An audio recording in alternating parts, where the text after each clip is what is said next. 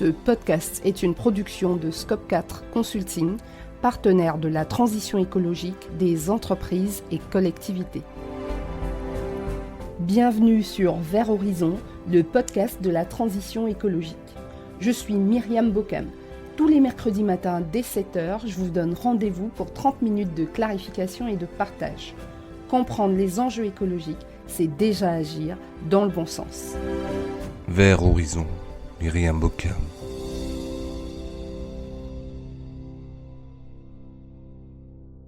Bonjour à tous et bienvenue dans ce nouvel épisode de Vert Horizon. Aujourd'hui, nous parlons d'un sujet qui fait débat, les marchés carbone. Comment fonctionnent-ils ? Sont-ils vraiment efficaces ? C'est ce que nous allons découvrir ensemble. Face au changement climatique, 3 grandes réponses ont émergé. Réduire nos émissions, s'adapter au changement ou encore tenter de modifier directement le climat. Aujourd'hui, nous allons nous concentrer sur la première approche et plus particulièrement sur les marchés carbone. Il y a 2 marchés carbone. Le marché carbone réglementé ou officiel, dont la valeur marchande qui s'échange sont des quotas carbone. L'autre marché est un marché volontaire de la compensation. Le marché carbone des quotas, c'est comme un grand jeu de Monopoly climatique. Mais au lieu d'acheter des rues et des maisons, les entreprises échangent des quotas ou droits à polluer. Voyons comment marche le système d'échange de quotas. Imaginez une ville où chaque habitant reçoit un quota d'eau limité pendant une sécheresse. Ceux qui consomment moins peuvent vendre leur surplus à ceux qui en consomment plus. C'est exactement le principe du marché carbone. Une autorité centrale comme l'Union européenne fixe une limite globale ou plafond d'émissions de CO2 autorisées. Cette limite diminue chaque année en vue d'atteindre l'objectif global de réduction des gaz à effet de serre en Europe. Cet objectif est de réduire de 62% les émissions des secteurs concernés entre 2005 et 2030.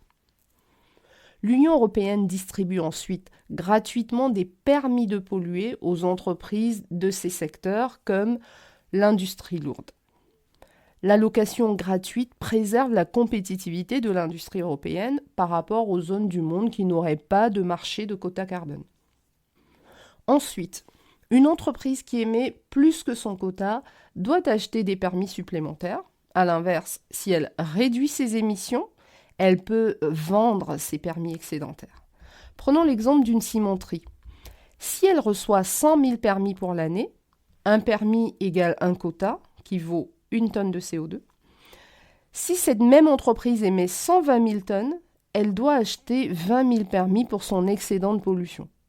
Si elle investit dans des technologies propres et n'émet finalement que 80 000 tonnes durant une année donnée, elle pourra revendre 20 000 permis.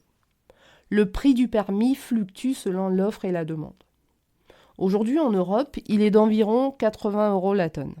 Cela crée une incitation financière forte à réduire les émissions. D'ailleurs, grâce au système d'échange des quotas carbone, les émissions de gaz à effet de serre pour les secteurs concernés, industrie lourde ou production d'électricité, ont baissé de 47% par rapport à 2005. Point d'attention toutefois, certaines entreprises bénéficiant des quotas carbone peuvent parfois solliciter le marché parallèle de la compensation carbone pour payer leur trop-plein de pollution. Après les quotas carbone, voyons maintenant les marchés de compensation. Il vous est peut-être déjà arrivé de prendre l'avion pour aller en vacances. Vous savez que ce vol va émettre du CO2, mais vous ne pouvez pas l'éviter. Les marchés de compensation vous permettent de neutraliser ces émissions en finançant des projets qui réduisent les émissions ailleurs sur la planète. Concrètement, comment ça marche ? Une entreprise développe un projet, par exemple replanter quelques arbres en Amazonie. Des experts calculent combien de CO2 cette forêt va absorber. L'entreprise reçoit des crédits carbone qu'elle peut vendre. Et vous achetez ces crédits pour compenser vos émissions lors de votre voyage en avion. Une compagnie aérienne propose à ses clients de compenser leur vol Paris-New York, qui pèse environ 1 tonne de CO2 par passager, en payant 10 € supplémentaires. Cet argent finance un projet de reforestation en Indonésie.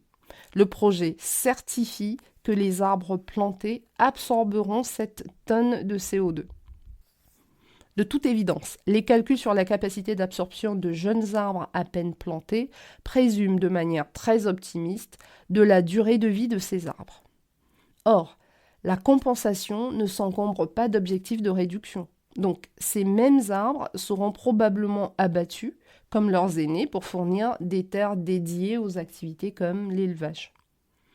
Autre possibilité, l'emballement de la hausse de température terrestre crée des incendies en forêt qui fragilisent les projections des initiatives de compensation basées sur la reforestation.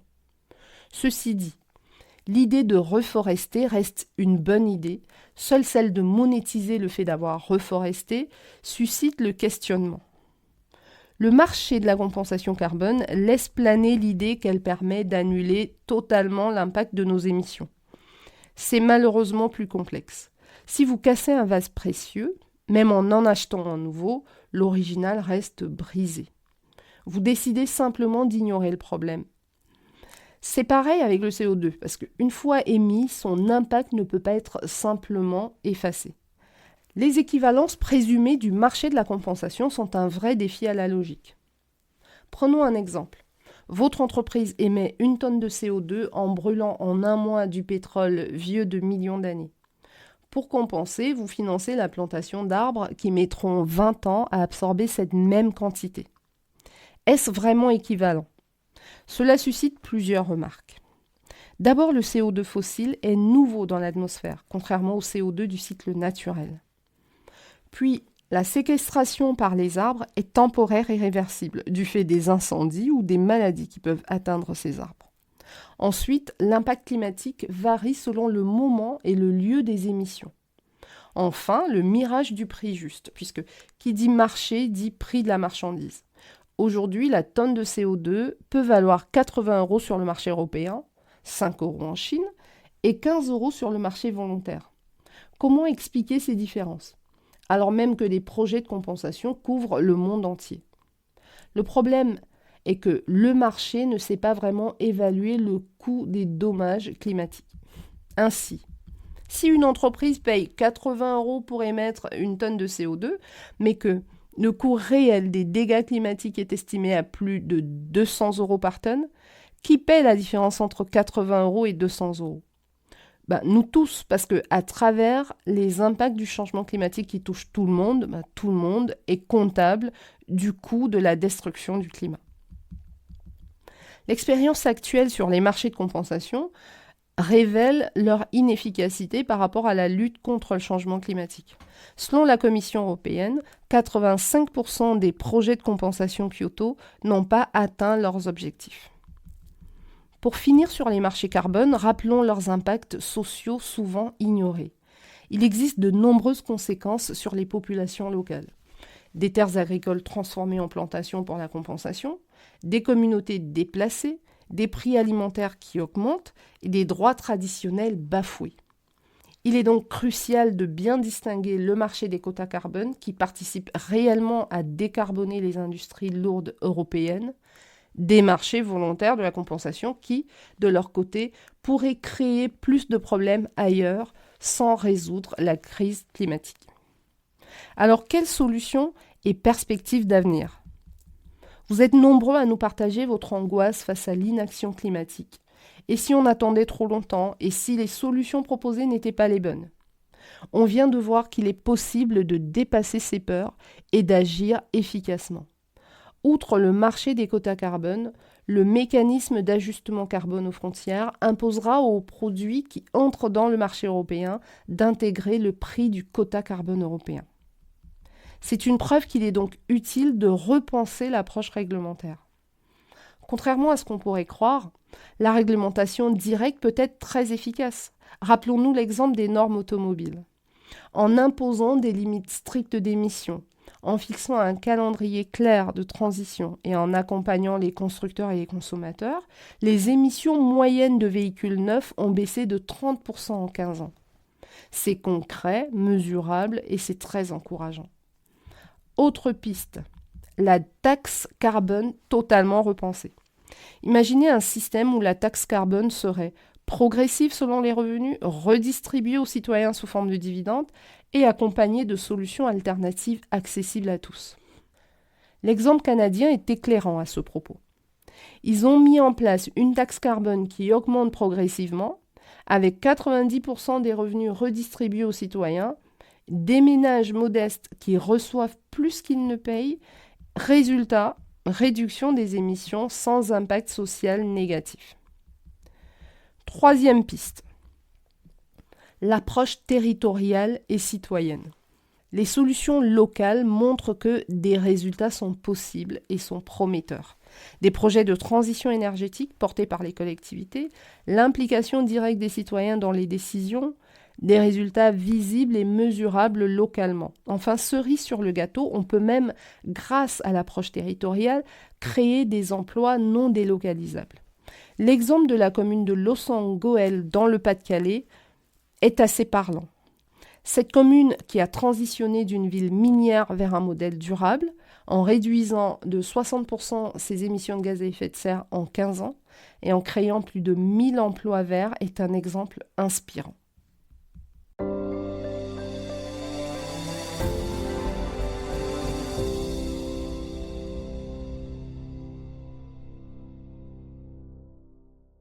En conclusion, nous arrivons à la fin de cet épisode et j'aimerais partager avec vous une conviction profonde.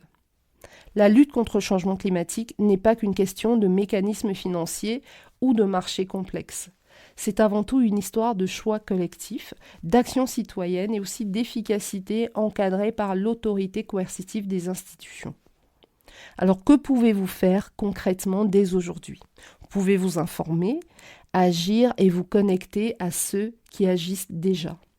Renseignez-vous sur les projets de transition dans votre territoire, participez aux consultations publiques, par exemple les plans climat de vos communes seront bientôt révisés, donc ce sera l'occasion d'être consultés. Rejoignez un projet citoyen de transition, interpellez aussi vos élus sur ces questions. Parce que le changement climatique peut inquiéter parce qu'il nous semble hors de contrôle. À titre personnel, j'ai rejoint 2 associations.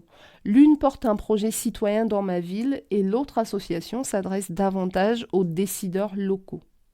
Des travaux de recherche leur sont fournis afin d'éclairer et d'encourager leur passage à l'action.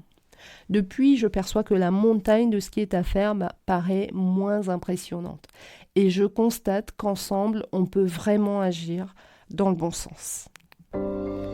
Notre épisode est à présent terminé. Nous répondons à toutes vos questions dans l'espace commentaire sous ce podcast ou par mail à verthorizon.podcast@gmail.com. Si cet épisode vous a plu, n'hésitez pas à lui donner 5 étoiles et à vous abonner gratuitement sur votre plateforme préférée. Vous pouvez également rejoindre notre communauté Vers Horizon Podcast sur tous les réseaux, Facebook, TikTok, Instagram ou sur notre chaîne YouTube. Enfin, vous pouvez vous abonner à notre newsletter sur le site internet du podcast www.vers-horizon.net. Voilà pour aujourd'hui, on se retrouve mercredi prochain. D'ici là, prenez soin de vous et de votre environnement.